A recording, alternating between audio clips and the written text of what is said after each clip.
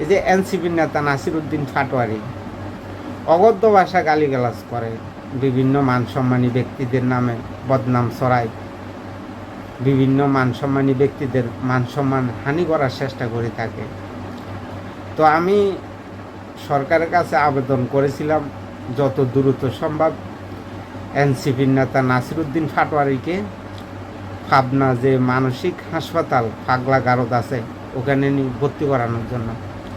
তো এই সরকার কি পদক্ষেপ নিয়েছে এখন পর্যন্ত আমি জানি না, তবে আমার আশ্বাস যে সরকার দ্রুতই ব্যবস্থা নেবে, কারণ এই সমস্ত মানসিক যে রুগী এই রুগীদেরকে বাইরে রাখা বাংলাদেশের জন্য বিপজ্জনক। তো তাদেরকে যত দ্রুত সম্ভব যে পাবনা মানসিক পাগলা গারদ আছে ওখানে নিয়ে ভর্তি করানোর দরকার, তাদের চিকিৎসার দরকার। আজকে তাদের চিকিৎসার অভাবে তারা উল্টাপাল্টা কথা বলতে আছে।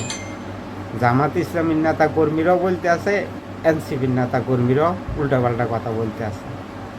তাদের আচার ব্যবহার দেখলে মনে হয় না যে তারা ইসলামী দল, কারণ ইসলামী দলের আচার ব্যবহার এমন হওয়ার কথা না।